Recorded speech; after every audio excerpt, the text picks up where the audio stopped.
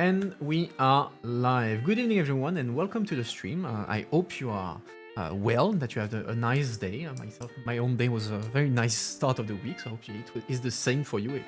It's weird to say that it's only Monday because I've been doing quite a bit, so I'm already tired. But anyway, so I'm very happy to have you over on the stream. I see already little Miss Derry is there. I hope probably already cooking.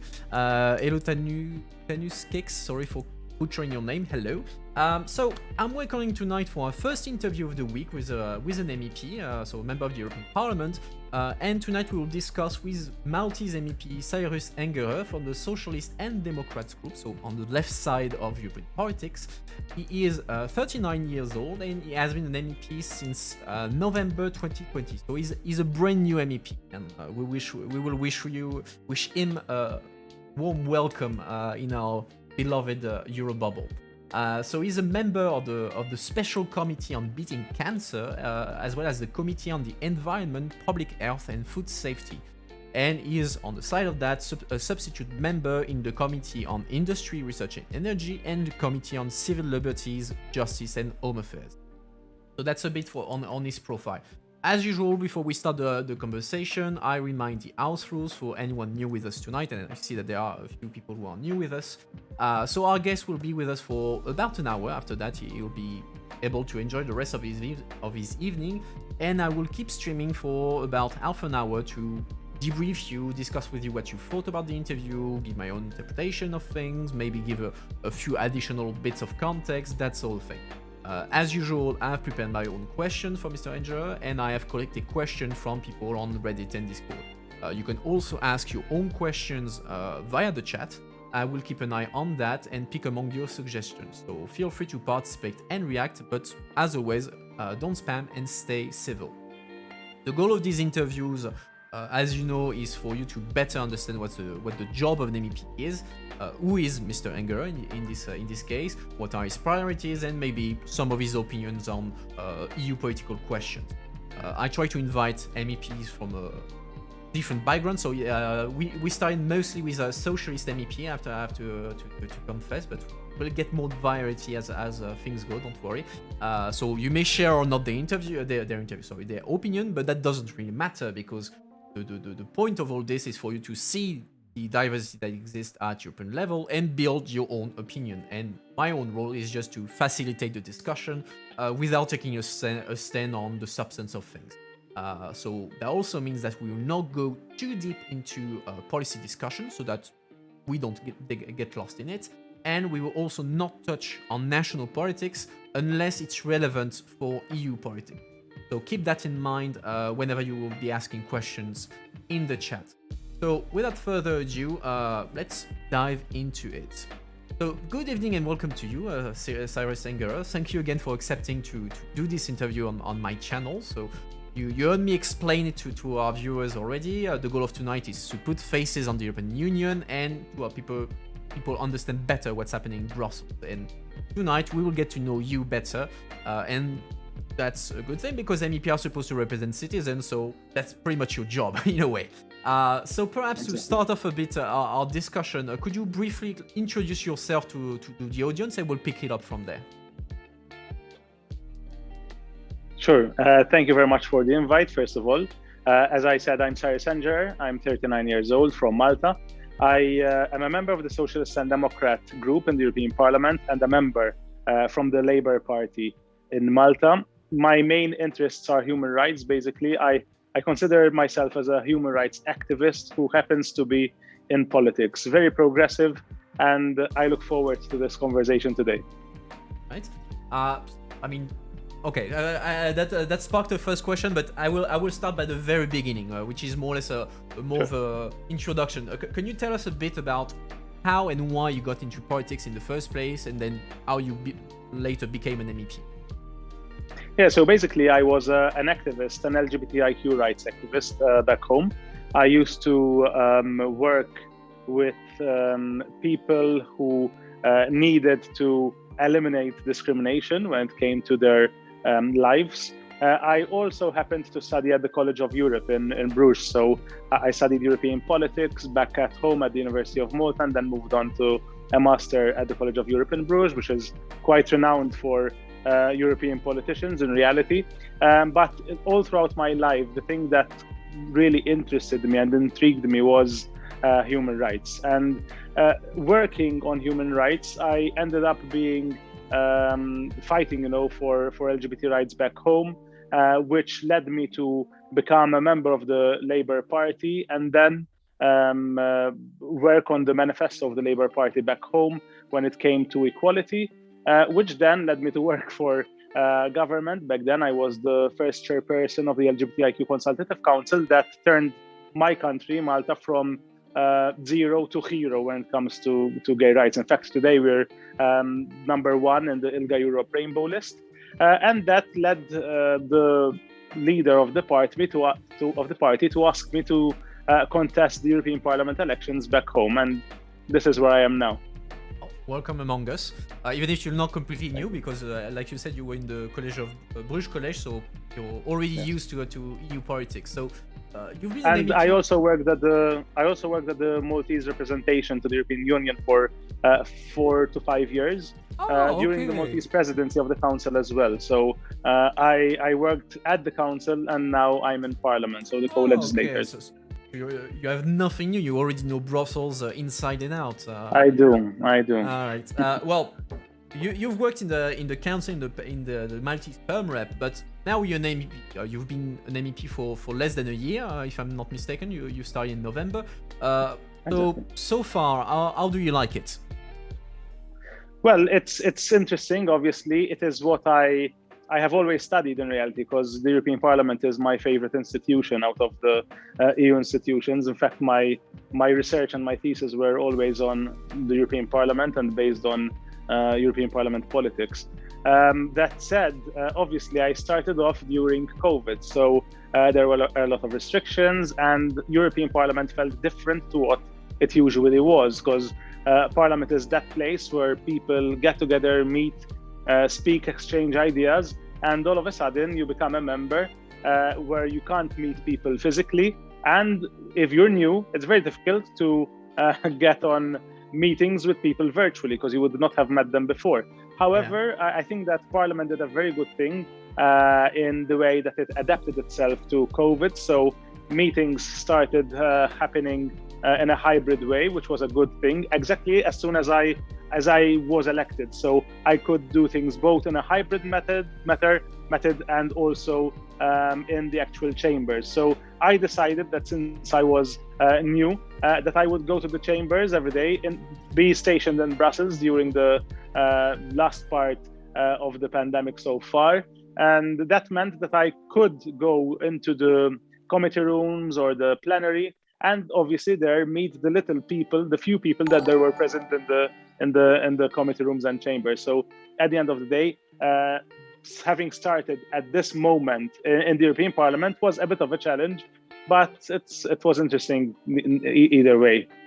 Okay, I was actually, you already answered the question. I was about to ask you how it was, like how COVID impacted your entry in the Parliament, because like you said at the beginning, it's especially when you're a new MEP, a lot of things is around meeting people, getting people to know you, so that you can say, oh, hey, I'm here, I work on this and this topic. But you were saying that you got, I don't want to say lucky. The good thing, but the good thing was that in the permanent representation, I used to take care of relations of the Maltese government and of the presidency during our 6-month stint at the presidency with the European Parliament. So basically, I was mostly based in the European Parliament, so I knew the system, and I knew quite a good number of people. Obviously, some members, or a lot of members, changed actually from the previous legislature to this one. However, I knew a good number of them, and knowing the different secretariats of the different committees and people in the administration and people who worked in the Socialists and Democrats group, that helped a lot to have a smoother start, let's say, to the mandate. Okay. I have Little Miss Derry in chat who is asking, why is the Parliament your favorite institution? Yes, because at the end of the day, it represents directly the 500 million citizens of the European Union. And apart from that, having experienced the council. And obviously the commission is a different ball game. So I'll speak of the co-legislators. In council, there are 27 member states, and basically if you're working if you're representing one of them, you basically are reading or reciting, let's say, the position of your member state. So you literally have to read whatever comes to you from your member state. In this case, in the European Parliament, it is my ideas and the ideas of those who elected me. So people have heard what I had to say during the electoral campaign and voted based on those issues that I was raising. So I have the liberty, let's say, to work.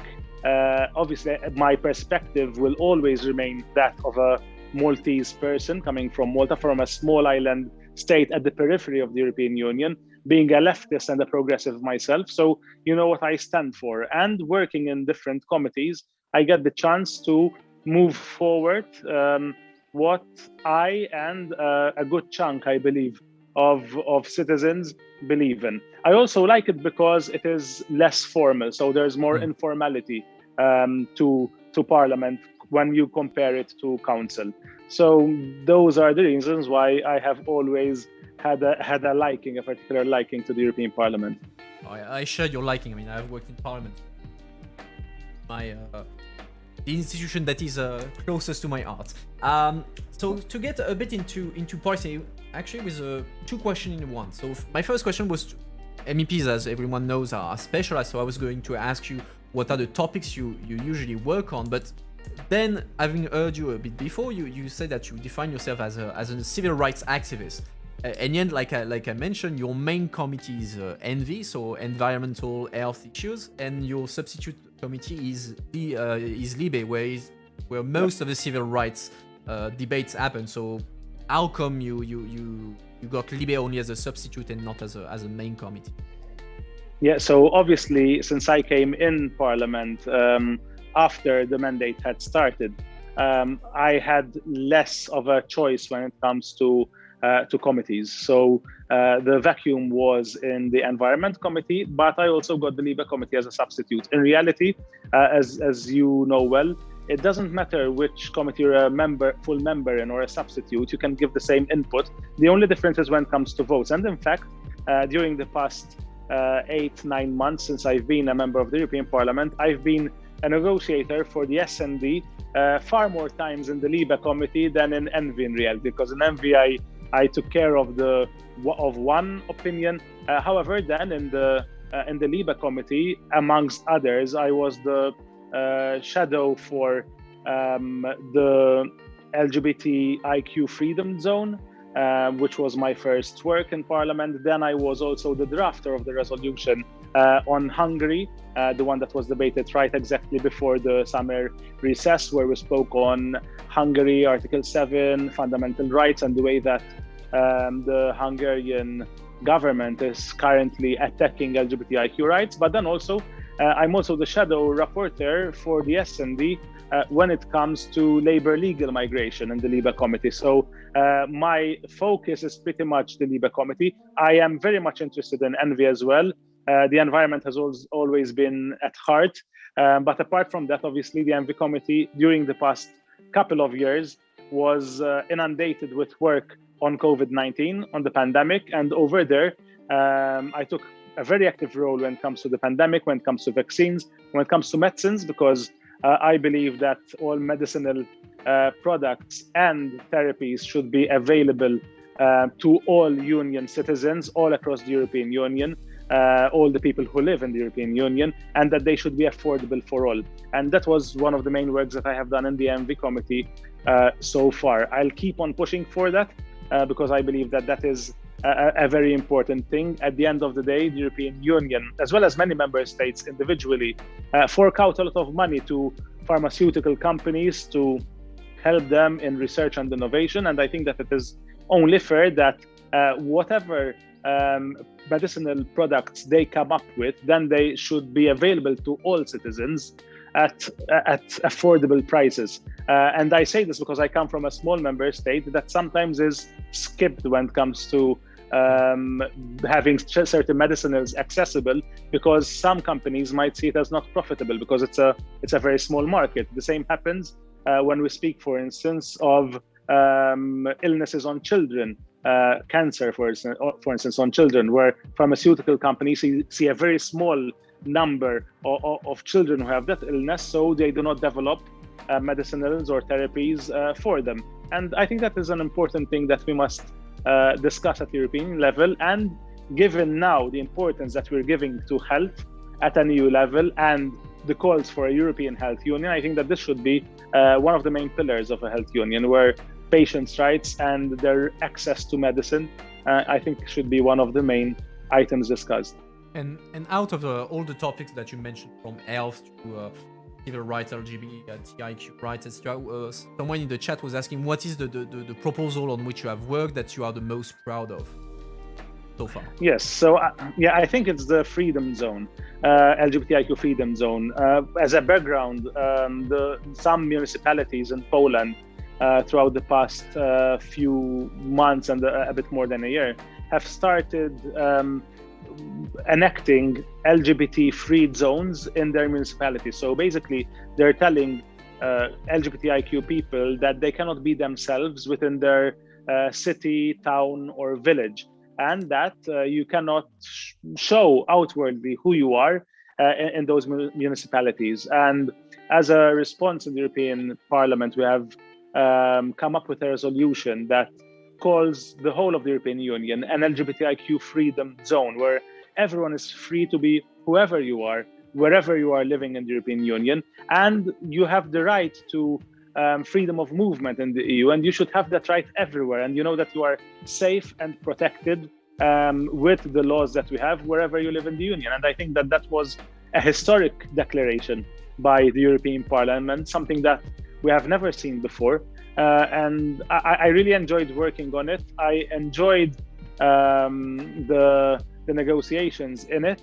And obviously then that led to a number of other, a lot of other work with regards to LGBTIQ rights. I was happy to see that a number of municipalities in Poland after that changed their stance. However, the vast majority are still holding fast to their idea that they can discriminate against people, and which means that we have still a very long way to go. So yes, we have declared the EU as a freedom zone, but that now is at the Commission's end, where the Commission now needs to come up with more strong proposals in order to see that equality is something that it happens really in practice. We can have a lot of beautiful treaties and a lot of interesting directives and regulations, but then if in practice people are still discriminated in their own villages, towns and cities, then we have a challenge and we need to address that.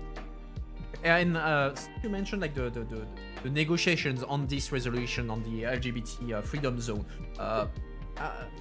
How do you, let me rephrase that correctly. What were the negotiations on? Because most of the resolution was widely adopted by the parliament, so it was a consensual, let's say, text. So what required negotiation between the political groups, given that most of them seem to agree on the content? So what were the points where they would need a need? I would say that many agreed on the content. Some agreed out of convenience, many of us on conviction, and that makes a difference, because if there are some parties, mainly who are more to the right of the political spectrum, who felt that they could not do otherwise but vote in favor, however then internally in our negotiations try to water it down as much as possible, then obviously there are varying degrees of how much one or a political party or grouping really agreed with the text.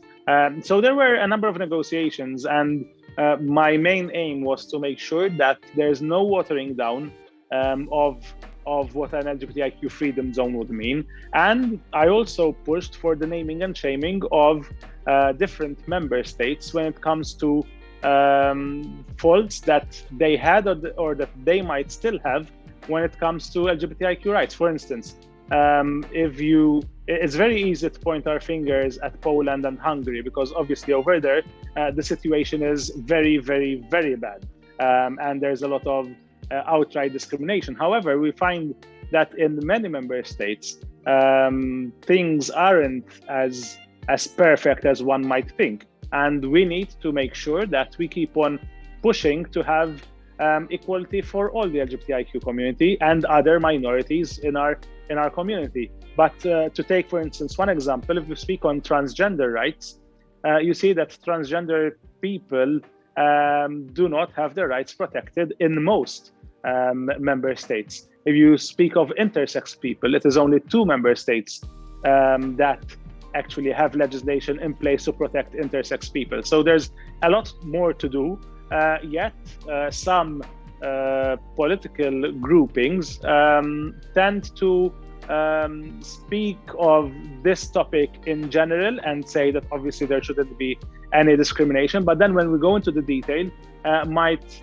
push towards removing that detail, because that detail would then put a number of member states at a difficult position, because they are still till today not protecting all of their citizens. Okay, and I have explains Walker in the chat who's asking, so in the context of the resolution on Hungary and Poland, and is underlying that you criticize a lot Hungary and Poland for their anti-LGBTIQ policies. He's asking, do you think whether these countries, so Hungary and Poland, would leave the EU if they refuse to respect fundamental rights of LGBT people? So my country, Malta, joined the European Union together with Hungary and Poland in 2004. And I think that the Hungarian and Polish citizens, like the Maltese citizens we aspired to join a European Union of values, a European Union that valued equality, a European Union that valued the protection of migrants,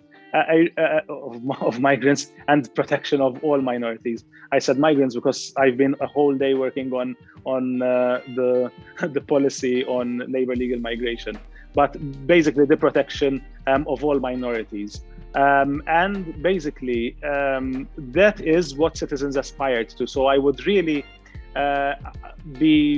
I don't think that citizens in Hungary and Poland want to leave the European Union. It is true that they have currently governments that are quite Eurosceptic. They say that they're not. In reality, they are skeptic of the way that the European Union is progressing and evolving into, and that is a problem for them. However, and I say this as a citizen who worked and fought for my country to join the European Union, that probably, and I have spoken to many Hungarian citizens as well as Polish citizens who say that their place in the European Union, and they wanted to join the European Union because they agreed with European values, and they aspired their country to have the same European values that were already present in the European Union prior to 2004. And therefore, even if there currently is a government that is crushing those values, those citizens deserve to remain a part of the European Union. Yeah, so the citizens should not be punished for the actions of their government, so to say. Exactly. So still on policy, but moving away from the civil rights aspect. So when I ask questions on Reddit, a lot of people notice that you were a member in ENVIS on the environmental policy, and some of the Maltese people there asked. So they were saying that the climate change will be and is already impacting Malta, of course, and they seem to be quite unhappy with the way the current government, so which is socialist, so from your own party, the way the Maltese government is currently dealing with climate change. So they were wondering, where do you stand on that? What do you think the EU, but also Malta, should do to prevent dramatic climate change? I believe that we have to do much more. So I can understand why people are asking and commenting on the fact that we still haven't done enough, both in my country, but I would add also as a European Union. I think that this summer, this year, those who still questioned climate change, I believe that this year are now less skeptic of whether climate change really does exist or not. Because what we have been seeing, well, some say this summer, but if you see what happened throughout the past decade, we are seeing that change is becoming more drastic and stronger. For instance, in Malta, we usually do get a couple of days or 3 days, of a very strong heat wave in summer, with 3 days having a temperature rising over 40, 42 degrees. However, this year it was different.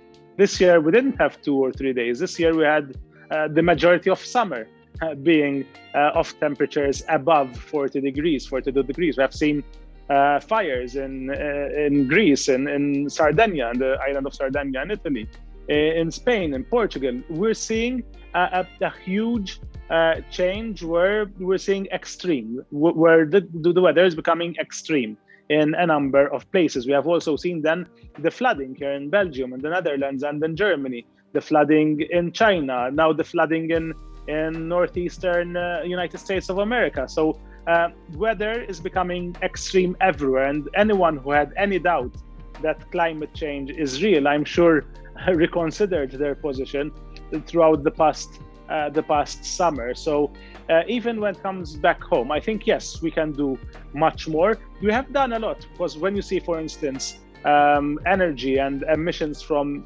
energy, we were one of the most polluting countries in Europe, and now when it comes to emissions coming out of our energy generation, we're one of the best now in the European Union. However, we still have a long way to go when it comes to transport, for instance, and the emissions that come out of transport. We're working on that. I believe that as a small country, although we might have thought that for a number of years it was not economically viable to have an underground mass transportation system, I think that now it is time to have that underground mass transportation system that would heavily reduce emissions from our vehicles. At the same time, being a very small country, having another layer under the ground for transportation means that the ground layer can then be reimagined once again to give more priority to pedestrians and cyclists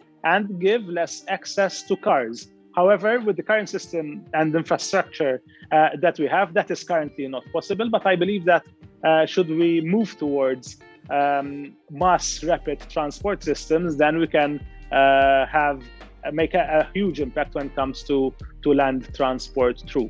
Obviously, what I've been working on then in the European Parliament when it comes to climate change, I wanted to put in the discussion. I believe that it was quite lacking in the discussion in ENVI. The realities that islands are facing with rising sea levels, obviously, but apart from rising sea levels, what is the impact on islands otherwise? So, for instance, as you know, we had the discussion on the European biodiversity strategy for 2030. That was as soon as I came into Parliament in November, and I realized that most of the talk and discussions that were taking place spoke of biodiversity on land, biodiversity in our skies when it comes to birds, but there was barely any discussion on marine biodiversity. And we are facing, apart from a climate emergency, I believe we are facing an ecological emergency where we're seeing a number of species that are being hugely affected by climate change. I see this also in our waters, in our seas back home, where our waters are getting warmer, which means that some species that used to live there cannot live there anymore, and they're having to migrate towards other parts of the Mediterranean Sea. But at the same time, we're seeing a lot of alien species coming in, which never used to be part of our flora and fauna. So that the current emergency is creating a diverse number of challenges that we need to address. And I think that we should have taken much more action earlier, but at the same time, we are not late. However, every day we postpone taking very important and hard decisions is another day late when it comes to taking a decision in favor of the environment. And I add, when we speak of our environment, it is not merely something, it's not merely the aesthetics of our world, of our planet that are important, obviously, but we are also speaking of our health, because at the end of the day, the environment we live in affects our health. And we need to make sure that we can remain as healthy as possible in an ecosystem that is sustainable and that sustains us. Because the way things are going, we'll end up losing that self-sustainability that we currently have. Okay. I'm just looking at the chat. I have one last question on the let's say the policy work, and then we'll move on to more of the question about Malta itself. So in chat, someone is asking, since we are speaking about emergencies, is asking how well do MEPs of parties with opposing views work together in committee? So like the Greens and the EPP on environmental policy. How heated are the debates in committees compared to debates in the plenary, so to say? Yeah, debates could become heated at times. However, I find that maybe because I come from a member state in which we're very polarized when it comes to politics. So we have a system introduced to us by the British when we were part of the United Kingdom back then, in which I think it was quite of a divide and conquer kind of political system. So therefore, we have only two parties represented in parliament, and they're all the time at loggerheads with each other. And that results in a lot of insults and a lot of it's a kind of a boxing match back home, both in the public sphere but also in parliament. In the European Parliament, it's a different story. We have 7 political groupings, and I would say that I won't say that it's easy. However, compromise is doable, and by working together, it's quite doable to find compromise. We did that, for instance, on the LGBTIQ freedom zone, as I was mentioning earlier, and to the outside world, as your question was, it appears that 5, at least, out of the 7 political groupings agreed on the text, which is true. However, there were a number of occasions where we're discussing the Socialists, the Greens, the Renew, and the left had quite strong voices, and the EPP, for instance, had some opposing views. However, we kept on working, we kept on negotiating, and at the end of the day, I believe that we managed to not water down what the left wanted in this. When I say the left, obviously it's not just the left as the former GUE political grouping, but of course. all the left, starting from the socialists going to more left. And I think that our position was very strong from the start, and we kept on negotiating and insisting, and thankfully we ended up with a resolution that was as strong as when we started in the first place, notwithstanding the fact that the EPP, for instance, tried to water down certain parts of it. So I think that, yes, we can have opposing views, we can discuss, we can negotiate, and at the end of the day come up with a resolution that is acceptable to all, but still strong in what it aims to achieve. Okay. Now moving on, like I said, from politics and more about Malta and its relationship with the EU. And actually, my first question would be perfect for you because you used to work at the Maltese permanent representation. So Malta, as you know very well, is the smallest EU member state. I think you have like 500,000 inhabitants. So Brussels alone has like 4 times the Maltese population. So when you are the smallest EU member state, what cards do you have what cards you can play at EU level, whether as in council or in the parliament, for Maltese to defend its interests? How do you do? Yes, we are the smallest member state. We only have 6 members of the European Parliament, but that is the same as a number of other member states like Cyprus, Luxembourg, Estonia, I believe, a number of us. So, but at the end of the day, in the European Parliament, it is all about networking and forming alliances. And I think that we do form alliances with a number of members of the European Parliament who believe the same things that we do on specific issues, but that those alliances at times need to shift. For instance, if we're speaking on civil liberties, usually we're allied with Nordic countries, with the Netherlands, Belgium, and maybe Spain, those countries that are quite progressive when it comes to civil liberties. But then if we're speaking of other issues that, for instance, tax harmonization, something that Malta is very much against because of our small size, and being at the periphery of the European Union and being an island state at the periphery of the European Union, it means that we have to keep our competitive advantage with something, and many a times, or the only thing that we might have is a tax competitive advantage. So therefore, then, when it comes to tax, we ally ourselves with Luxembourg, the Netherlands, Ireland, for instance.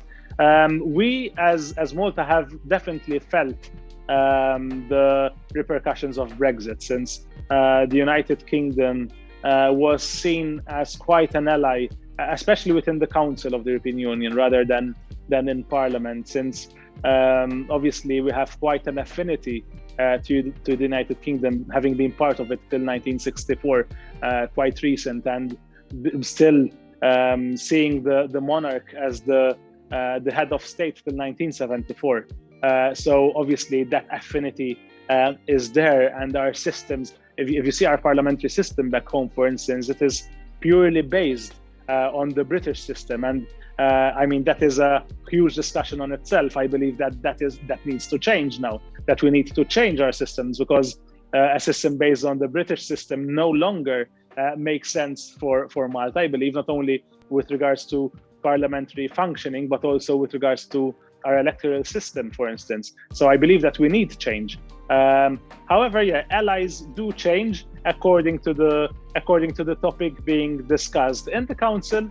Obviously, then the reality also changes according to what policy area we're discussing, because if you are discussing certain issues that require a qualified majority vote is one thing, but then where unanimity is needed, then the sort of power changes, and even a small country is equal in power to all the other 26. So obviously there are interesting dynamics both in Parliament and in Council.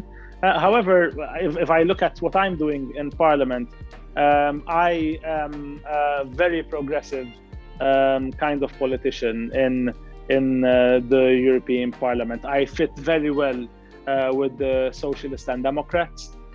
So basically, I see the Socialists and Democrats as my allies in the European Parliament. But adding to those, then I would add the Greens, the Left, and some members of the Renew as well. So if you had to ask me personally as a politician, with whom do I ally with mostly, it is those members of the European Parliament from those parties. Yeah, so you feel right at home, with the S&D and some other left side group. Still on Malta, and it'll be interesting to have your view both as a Maltese socialist and civil rights activist. So, as you know, in 2017, the Maltese journalist Daphne Caruana Galizia was assassinated, and it created a lot of shock in the institution. Even now, today, that there is actually a press room of the parliament that is named after. Since then, there has been an investigation in Malta that has concluded that the Maltese government back then, so again, it was a socialist government, had indirect responsibility in the assassination, for creating a climate of impunity that contributed and led to the assassination of the journalist. So, what do you think must change in Malta for something like this not to ever happen again? I think that many changes have happened during the past year and a half.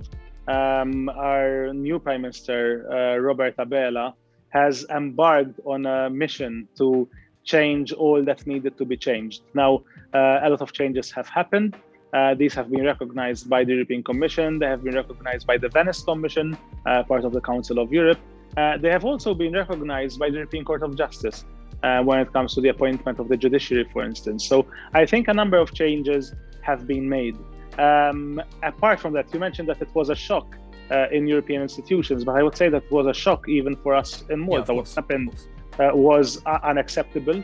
What happened, I described what happened back on the 16th of October of 2017 as a terror attack on freedom of speech, because whoever did murder Daphne Caruana Galizia wanted to make others afraid from speaking out with regards to corruption and institutionalized corruption. And I think that was something that was totally wrong and what we needed to fight for. And in fact, on the day of the murder, there was a vigil that was held in my city, actually, because Daphne and myself come from the same town in Malta, which is Slema. So many people from all across Malta gathered in Slema, and I went to the vigil myself together with my partner and a friend. We were the only three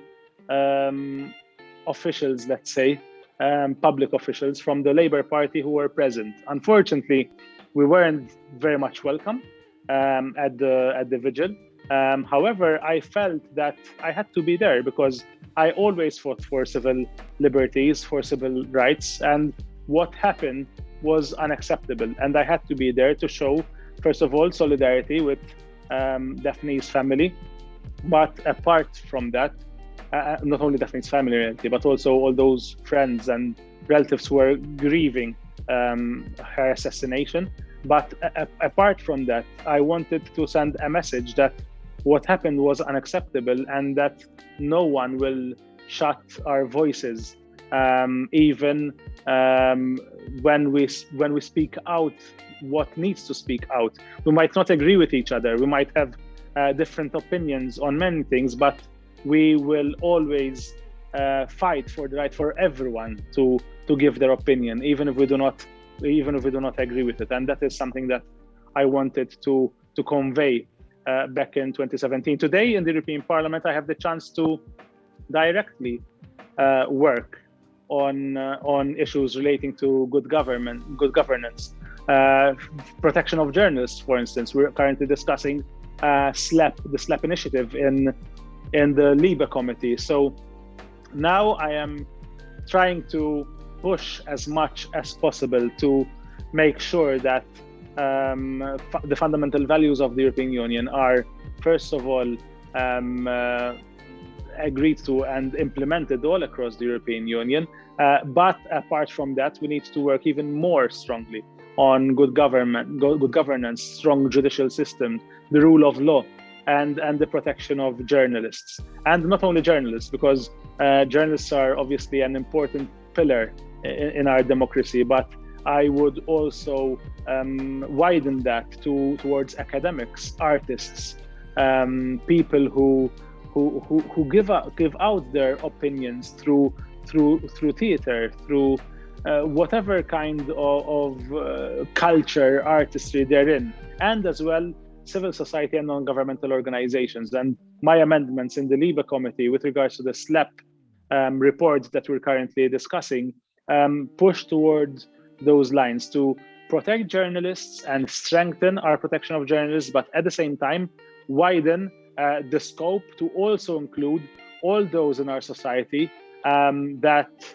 work, who are free thinkers and who speak out their opinions, and who thanks to them we could hear different and diverse opinions and then form as citizens our own opinions based on all the opinions we would have heard. I think they are all very important and we must work wholeheartedly to stop that. Daphne and I came from different political parties, and she has criticized me a number of times and she has praised me a number of times too. However, although we come from different political parties and our allegiances to different political parties nowadays, let's say, I think what united us were our principles. And I think that even though she might not have agreed with everything that I had done, and it was her right to criticize what I did personally as well.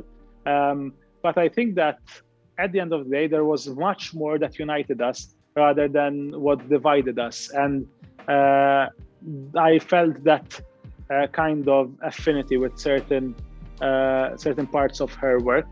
And obviously it was a huge stain on our country, what happened. But I am glad that the police system worked. I would like to thank, apart obviously from the police corps in Malta and all those involved in the investigations, I would also like to thank Europol, who are an integral part of the investigations, and the Dutch police, who gave a helping hand back home in order to catch the people who had worked this whole assassination, as well as the FBI in the United States. So government from day one gave a free amount of money, whatever money is needed for the institutions in Malta to catch whoever did this. And I'm happy to see that there was already a person who has been imprisoned with regards after pleading guilty to being part of the whole plot. We have the alleged mastermind who is currently facing the courts in our country, and all those who were involved either by planting the bomb, manufacturing the bomb, planting the bomb, putting the bomb in the car, setting off the bomb, and the mastermind who, the alleged mastermind, obviously, who are currently all in custody and are currently facing justice. I hope that if there was anyone else who was somehow involved to the assassination, that they too would face justice in the coming weeks and months, and finally have the sentencing from our courts, because it is very important for this black chapter in our country's history to have a conclusion as well. Yeah. And so I'm looking at the time, so I will now go into the let's say the more institutional phase, where we look at the EU as it is and see what could be done better. So first, if you had the power to change something about the EU, like the institutions, the power of the institution, blah blah blah, what would you change and why? This is a very difficult question, because it's such a sui generis kind of institutional setup that it's already a wonder that it works and that it's working quite well.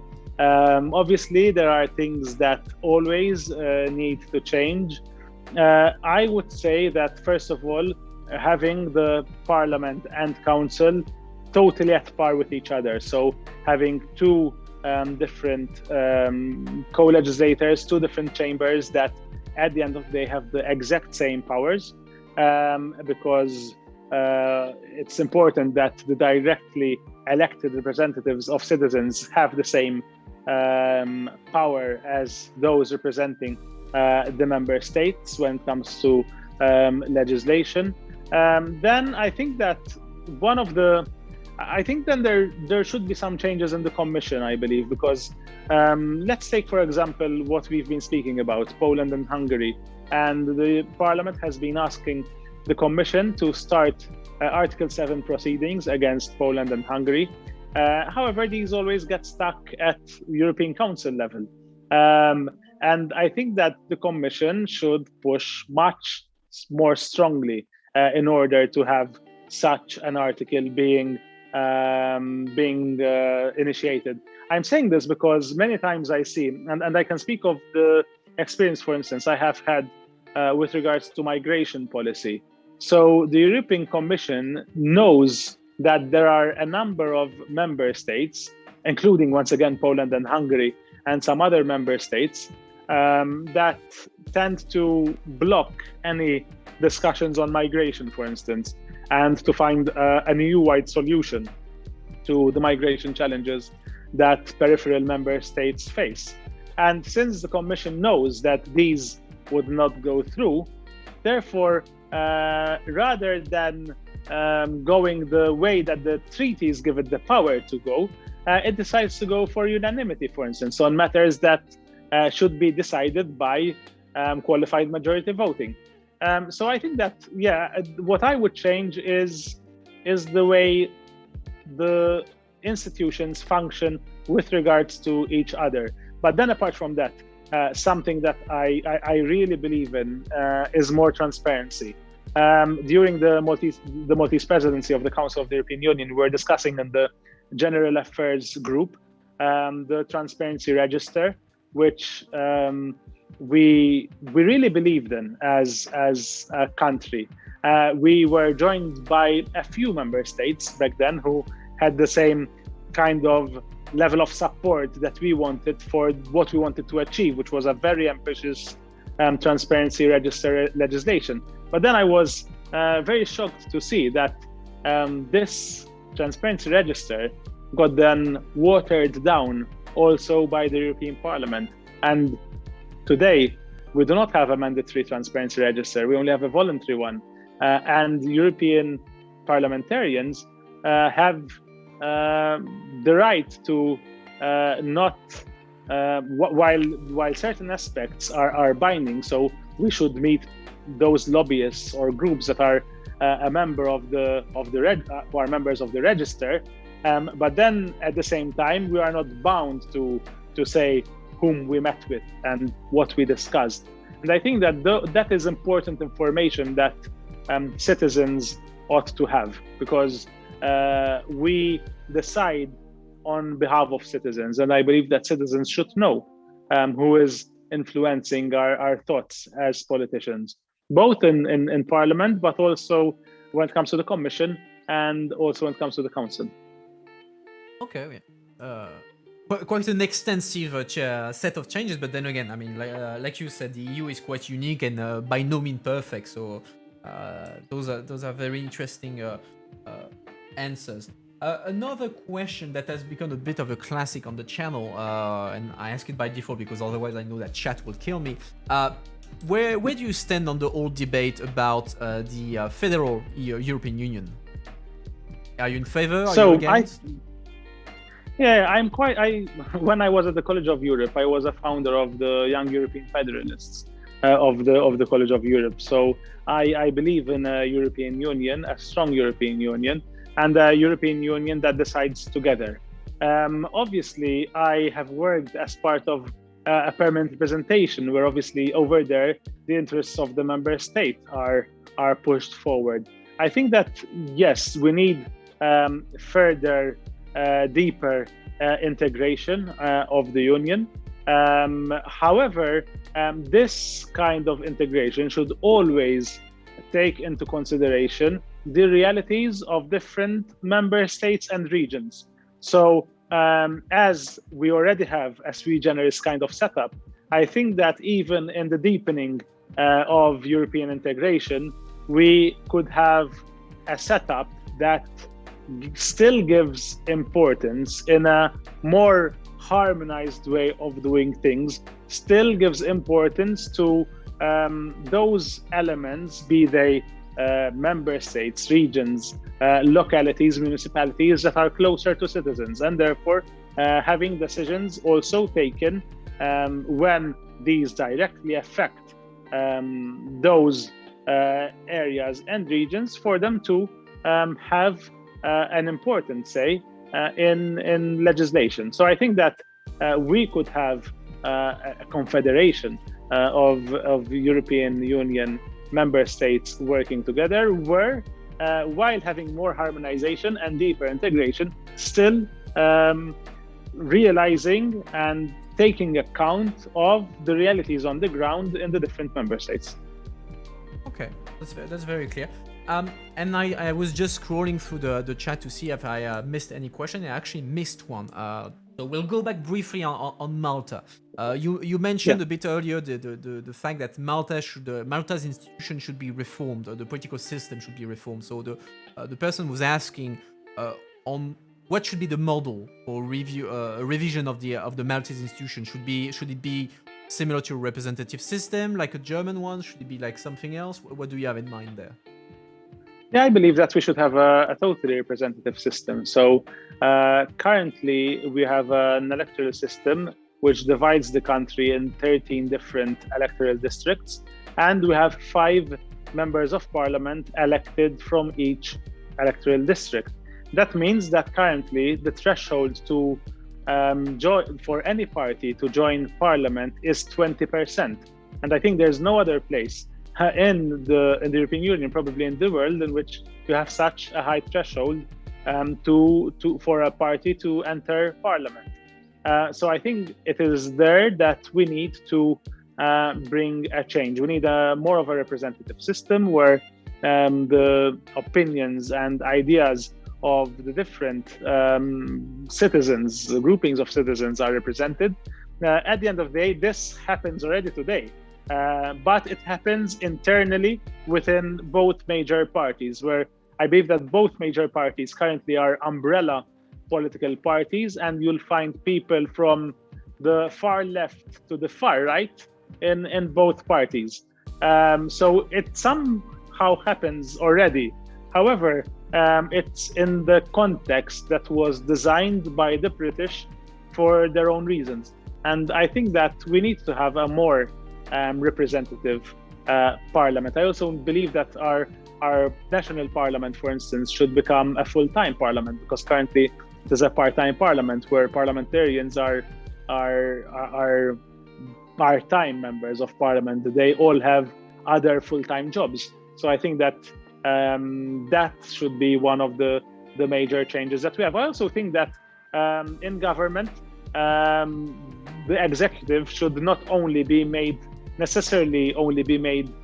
be formed only with members of parliament. So I think that we could have technocratic ministers as well. So, or ministers that are chosen outside of parliament by the prime minister, because he or she believe that they would be able to fulfill that role in the best way possible. So yeah, I think that we're entering into an exciting phase back home, where even us as a Labour Party in government are proposing to have discussions to bring about these changes. I think they are well due, these discussions, and I hope that we'll see a number of changes in the coming years that would give birth to a new constitution for our country, a constitution which is written and based on the Malta we live in today, rather than the Malta that was given back to us after we were members of one colony or another. Yeah, busy time ahead in Malta indeed. And I have to confess, I didn't know that currently under the Maltese constitution, the ministers can only be members of parliament. I thought it was it was only members of parliament. Okay. Oh yeah. So that's that.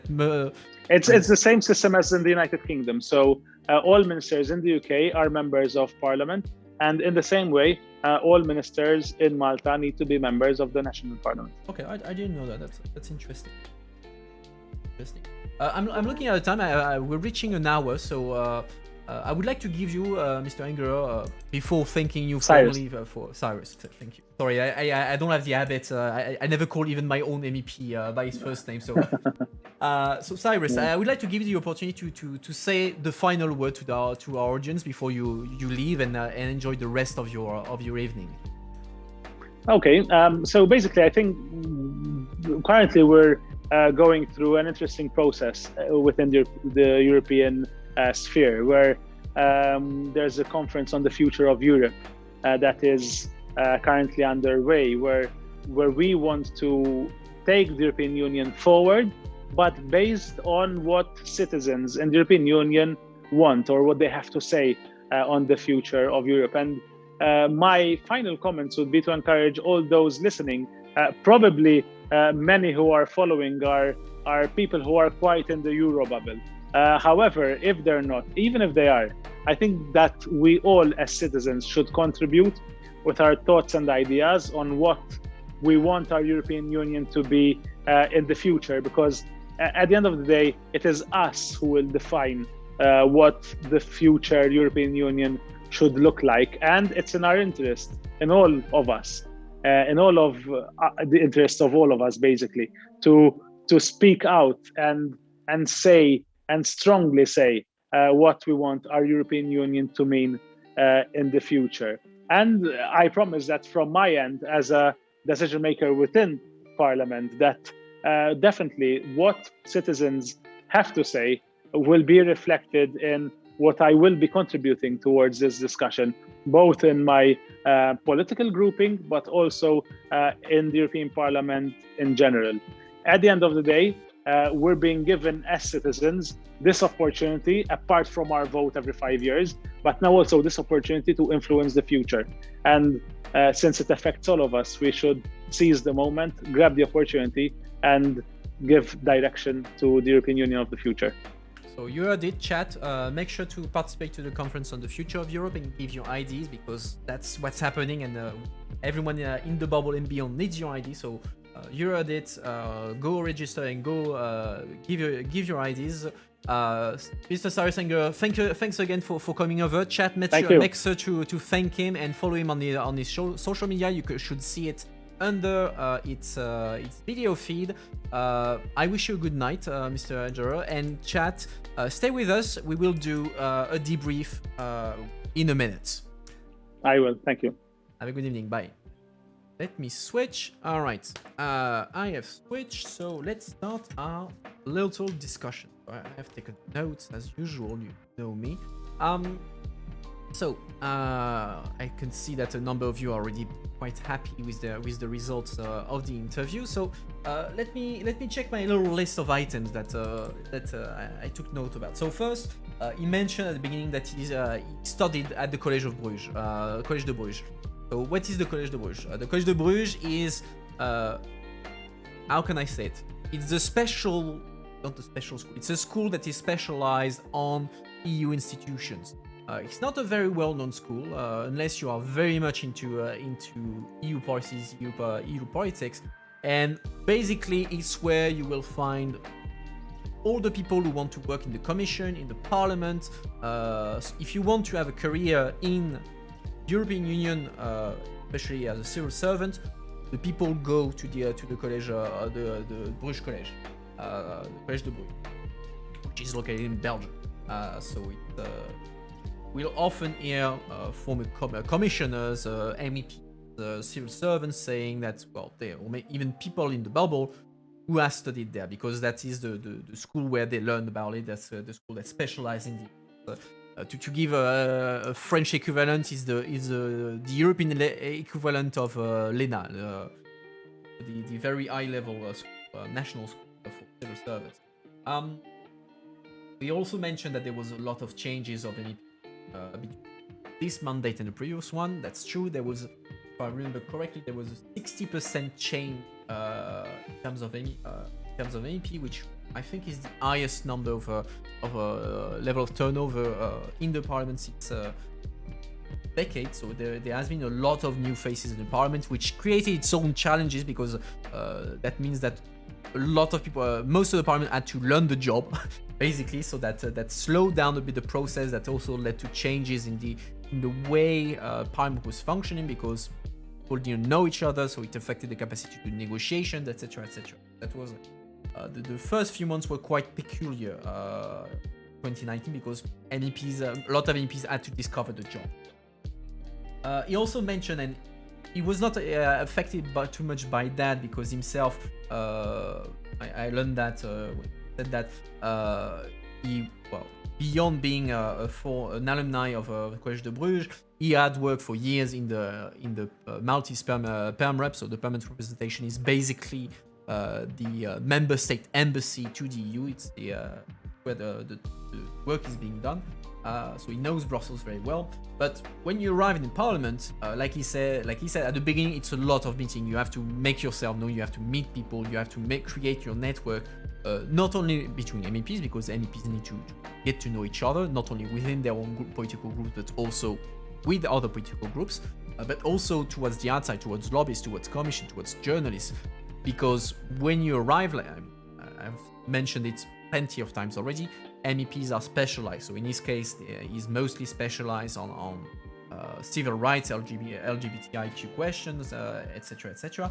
But at the beginning, you have to know people that you work on that, because otherwise, people will come to you asking you about topics that you do not work on, that you are not necessarily interested in. So where there is no political opportunity there. So the job of the MEP at the beginning of a mandate, or when he arrives in parliament, is to let know people on the outside what he wants to be working on, but also to find a niche in which the MEP can work. Because let's say you arrive in parliament, you arrive in the environment committee, you say, oh, that's great, I want to work on renewable energy. Problem, actually in your group and in the other political groups, there are already 5 MEPs who are on this slot, who have been in the parliament for 2 mandates. So that means that, politically speaking, you have very little chance to have a high visibility on this, to get the big reports on that. So part of your job, and that's part of the job of the assistant as well, is to advise the MEP to say, okay, you want to work on that, we have to find a slot where you can fit in, where we can make yourself visible, something that not a lot of people are working on, or where you have a special thing about your profile that makes you very relevant and that will allow you to be visible. So that's part of the work that happens in the background of at the beginning of the mandate of an MEP, where the MEP needs to find himself in a way. He needs to find how he will work over the course of the 5 years of his mandate, if he or she is elected at the beginning of the mandate. That's always an exciting beginning when you get in parliament. What else? Attribution of committee. So yeah, like he mentioned, he is in the Envy committee, but his main interest is civil rights. So Libe committee. So like I asked, well, why are you not full member of Libe and not instead of being in Envy? And he mentioned that he didn't get the pick because the way it works, especially at the beginning of mandate, in his case, I will explain a bit further how it likely happened to him. When you arrive in parliament, you have to negotiate your slots. Cakes are regularly do interviews like this one. I do them every week. Every week I do 1 or 2 interviews a week. You can see my schedule in the bio on Twitch. So go change tab, go on the bio. You have my schedule that is updated live, so you can see every interview, every stream I'm doing. But yeah, I do interviews every week, once or twice. Where was I? So yeah, how will MEPs get their committee? So at the beginning of the mandate, you arrive within your delegation, within your political group. What happens is usually first at the level of delegation. So let's say Mr. Engerer is still a Maltese MEP, so he would have arrived his Maltese colleague, socialist Maltese colleague, say, okay, I would like to be in Libe full member and let's say so transport committee as a substitute. Then his head of delegation take the request. He will go to the socialist group and say, okay, Maltese MEPs want slots for Libe and Tran. And then it's a negotiation within the political groups to see who will get what committee, because you have a limited amount of seats, of course, in committees, because the socialists will have, let's say, 6 seats in Libe. I don't know how many they have in reality, but they can have 6 seats in Libe, and not everyone can get it. So it's a negotiation between the national delegations how many seats in which committee they will get. So at the end of the day, you may have asked Libe and Tran, but in the end, Libe as a full member was not possible, so you will get Cult, so Culture Committee as a full member, and you will get Libe as a substitute member. So that's a negotiation that happens at the beginning of mandate, and that's how MEPs end up in the different committees. Now, in this specific case, likely what happened, I don't know for sure, so just the basic scenario. He arrived during the mandate, so 1 year ago. Probably that means that he was replacing someone that left. Usually what happens is that when an MEP leaves and a new one replace the person, he will take over the the committees that the previous MEP had. So let's say the previous MEP was in Envy and in Libe. Mr. Engerer inherited these committees by default. He can see if they're within the delegation and within the political group, whether there is room to negotiate better committees that you would be more interested in. But the basic principle is that you inherit the seats of the MEPs that you replace. Why? Because those were the seats that were attributed at the beginning of the mandate, and it can be a bit of a hassle to exchange. Of course, there are ways to change committee, but the basic rule is that. Next point, what did I have?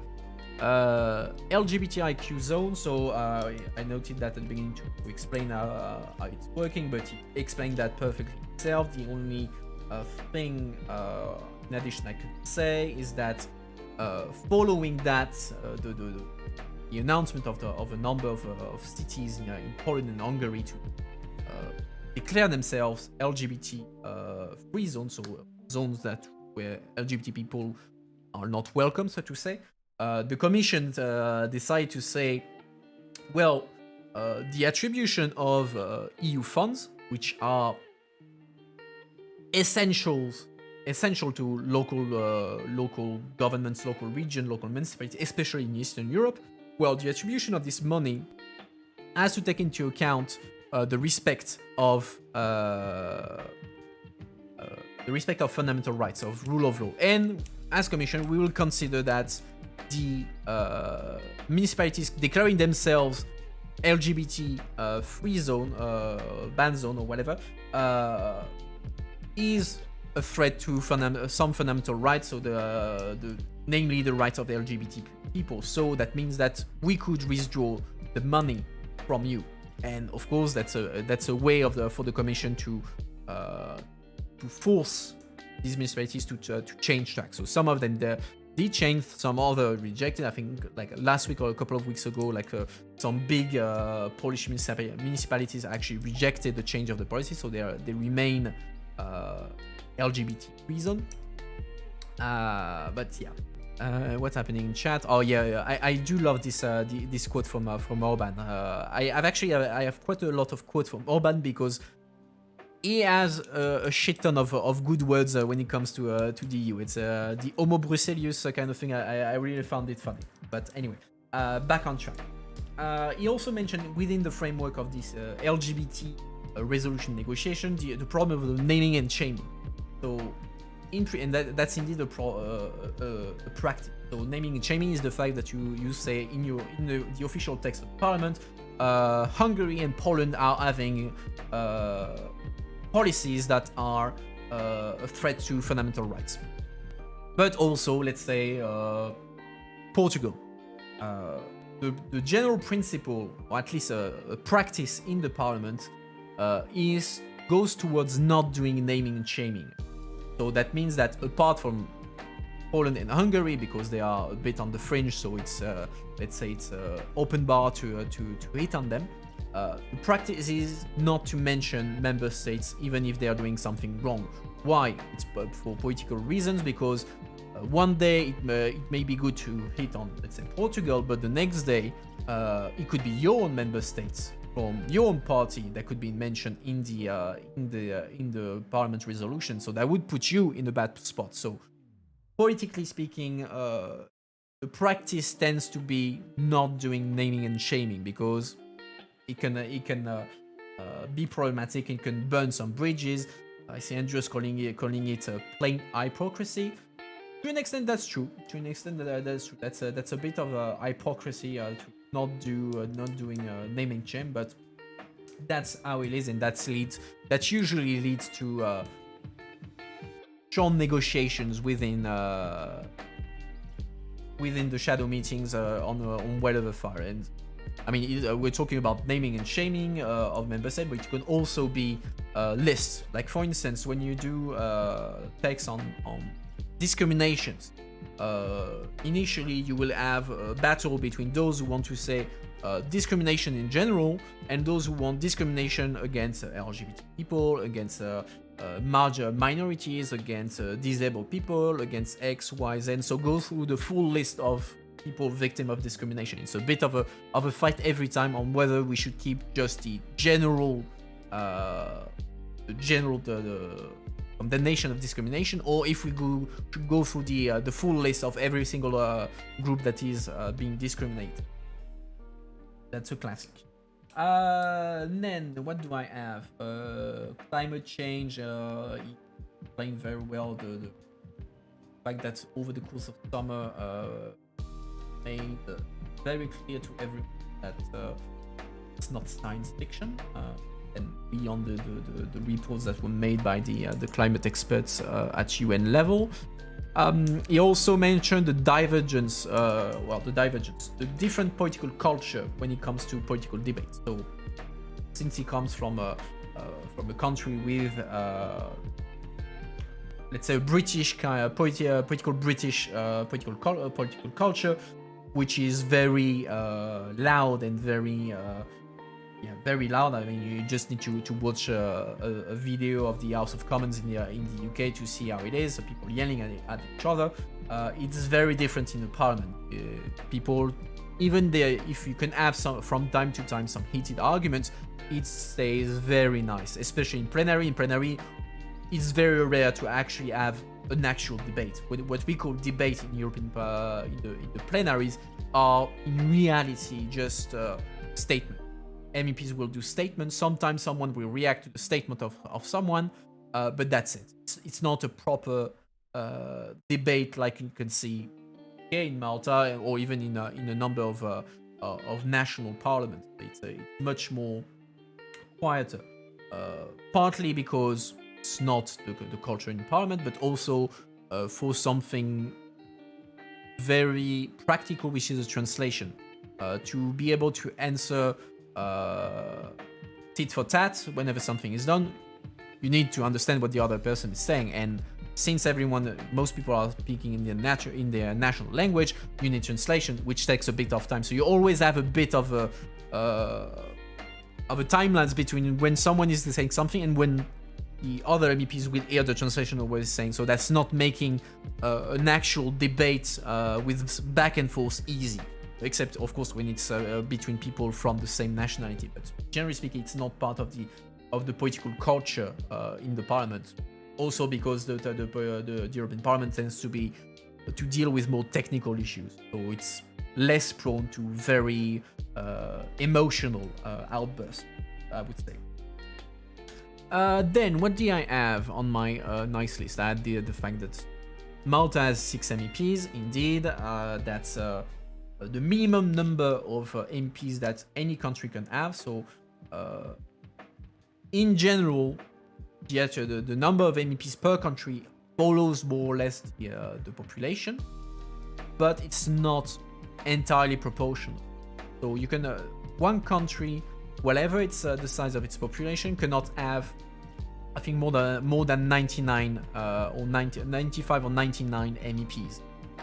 And on the opposite side, no matter how small a country is, it cannot have less than 6 MEPs. That means that Malta is guaranteed to have 6 MEPs, which means that they are proportionally overrepresented in the European Parliament given their population. And on the contrary, if you take countries like Germany or France, they are proportionally underrepresented compared to their population, even if they have 70 plus, 80 plus MEPs.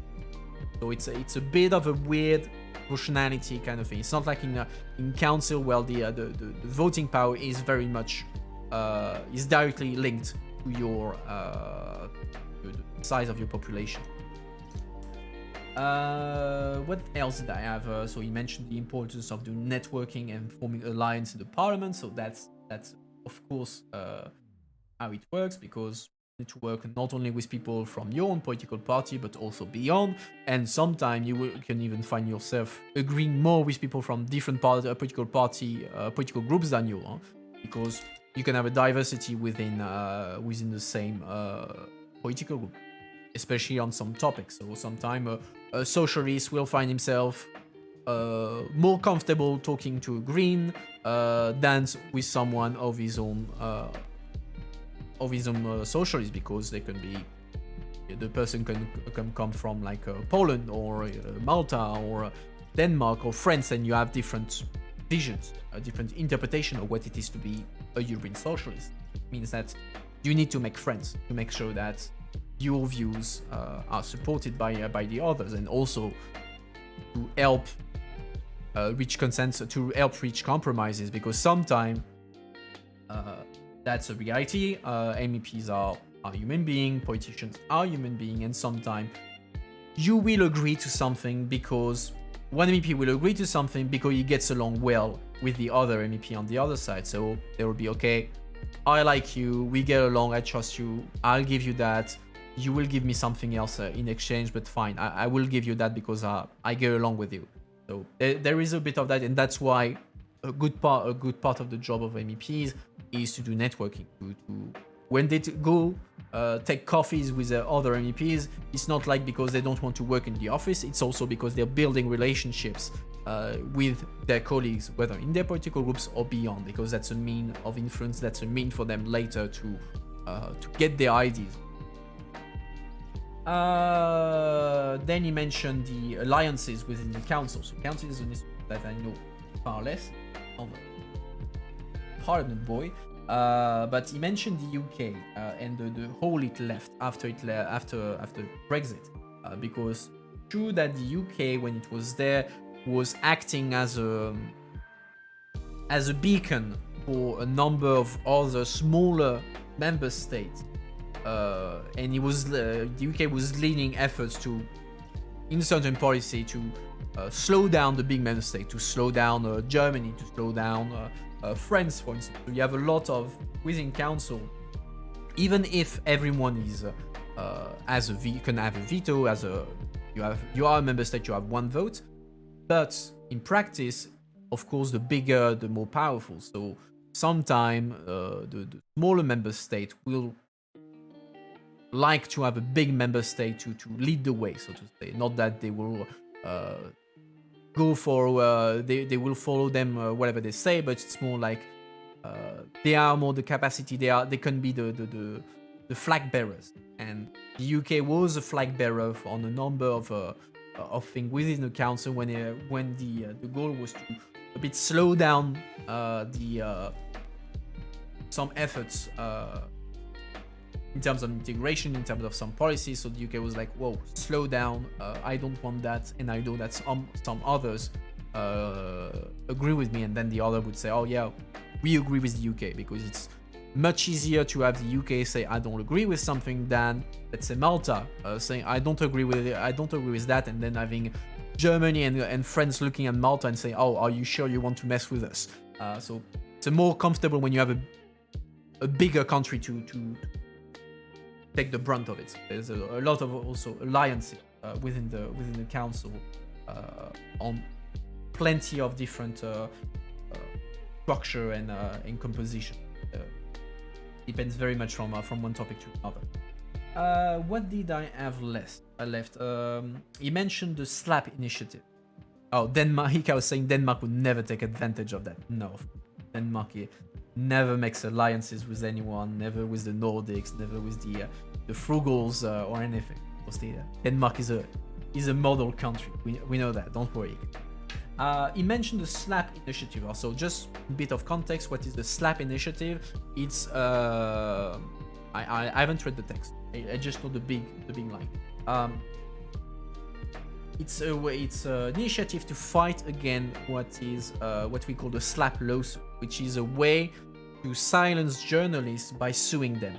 So it's when a journalist is saying something, you have the practice of some companies or even politicians or anyone to sue the journalist or to threaten to sue the journalist for libel, for lying, or for whatever, trying to force the journalist to step back, to stay quiet, because the journalist doesn't want to end up in front of a court to have to pay for lawyers, etc., etc. So that's called a SLAP lawsuit, and the SLAP initiative is to trying to, if understood well, to find a framework to protect or to prevent such lawsuits, so abusive lawsuits that are aimed at silencing people. Could be journalists, could be activists, could be anyone, but that's pretty much the idea of the SLAP initiative. SLAP is SLAPP, if I'm not mistaken. What else? The EU he mentioned is one of a kind, indeed. That's very, very true. I remember my own teacher in law university describing the EU as an ovni in French, so that's an alien thing, a UFO. So it's he used to say that the EU is the UFO of international organization, because it's in between a traditional public international institution like organization like the UN, and between a country, a regular country, because the EU is making legislation, but it doesn't have a proper constitution. It doesn't have. It's a weird thing that's standing in between, so that it's very much a one of a kind of thing, which means that a lot of solutions or things that are designed for international organization or for member state, for countries, do not necessarily work well for things like the EU, because it's not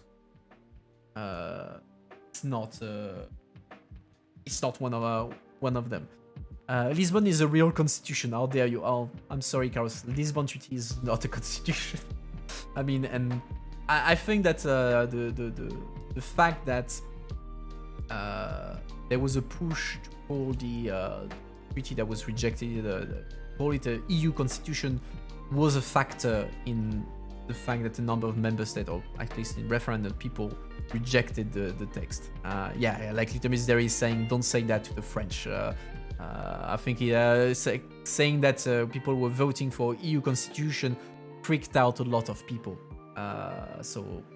It's Lisbon Treaty is a simplified and more technical version of the constitutional treaty. So I'm sorry, Carlos, it's not a constitution, and I don't see. I mean, I know you're not going to agree with me, but I don't see you have a proper constitution anytime soon, for plenty of different reasons.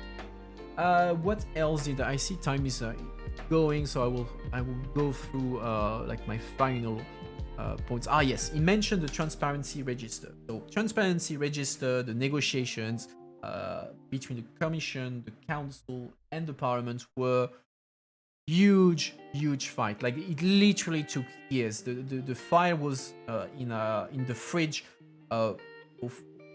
I wonder if it was not like 5 years, because the Parliament and the Commission had the position, but the Council refused to have a position for the longest of time, because they simply disagreed with the initiative altogether. So let's go back to the future. So the transparency register is at the very beginning a Commission initiative. The Commission that decided to create the transparency register, where lobbyists could voluntarily register themselves to indicate what they do, their budget, the number of people, etc. The idea being that then it facilitates access to the Commission, people in the Commission, including commissioners. Parliament saw that and said, oh yeah, well, that's not a bad idea. We will join this transparency register, even if MEPs are not obliged to use it. Or at least they're not obliged to meet only people who are registered in the transparency register. And on the other side, Council saw that and say, yeah, no, I don't want that. It just noped out of it. Why? Because the number of member states see their interaction with the EU not as policy making or parliamentary processes, but more as diplomacy. So traditionally, diplomacy, you don't discuss. There is no transparency when it comes to diplomacy, because you need to keep things under a lid so that people are free to talk. So there is traditionally this strong reluctance from Council and member state to have any kind of transparency, because they see that as a constraint. They think that they fall under foreign affairs and that they should not follow that. Because of that, you had this clash between the Commission and the Parliament on the one side and the Council on the other side, because Commission and Parliament wanted to make the transparency register mandatory, meaning that all lobbyists had the obligation to be in there, and then to have access to the institution, and council said no, we don't want it. So conflict flows for years. Chat. You do not see a European Federation happening soon. However, you like the idea of an EU army soon. Icarus is happy about that. Yeah, I have doubts about the feasibility about the EU army for many different reasons. I could speak about it for probably half an hour, but I have my doubts about it in practice. But yeah, going back to the transparency register. In the end, what happened? In the end, we have a deal between Council, Parliament, and Commission on the transparency register. The deal is the following: the register remains voluntary in the sense that it's not mandatory for lobbyists to join it. The Council Secretariat formally joined the transparency register, meaning that people who want to meet the Secretariat of the Council need to be on the transparency register, and that's it. So on paper, everyone is happy. Problem is, on the Council side, in fact, most of the work is not done by the Secretariat. The meetings do not happen with the Secretariat of the Council because it's pure administration.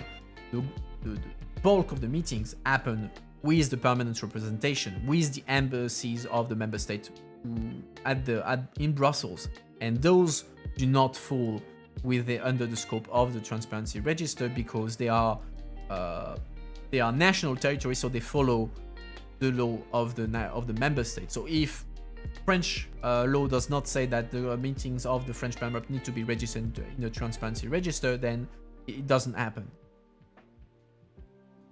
But it's also there's a problem on Parliament side. MEPs do not have the obligation. So you have the transparent register, but MEPs have limited obligations. What does that mean? That means that if you are a rapporteur, so you're the one drafting a Parliament text, if a committee is having a hearing, in those cases, the lobbies participating to a hearing or meeting the MEP with a rapporteur must be on the register, or at the very minimum, the MEP needs to publish the meetings that he got. So let's say I work for an MEP with the rapporteur on the SLAP initiative. At the end, when I finish the draft report, I will have to give a document to the Secretariat of LIBE, so the Civil Liberties Committee, saying who I met in the context of this report, so that the list will be annexed to the draft report, so that people can see who met who I met. But if I'm not the rapporteur, I'm a regular MEP and I meet people, I don't have the obligation. I don't have the obligation to publish publish who I meet, or to meet only people from the who are registered on the register. It's only if I want to. It's encouraged, but it's not mandatory. One of the reasons for that is actually because of the statute of MEPs. Because one of the essential part of the rules around MEPs, and one of the reasons why Parliament refused to make it completely mandatory for their members, is what we call the freedom to exercise the mandate. That means that if you are an MEP, you have full freedom. As part of your status as an MEP, you are entitled to full freedom on how you want to exercise your mandate. That's a way to, in fact, protect MEPs, the prerogative of MEPs, to allow them to lead their mandate the way they see fit.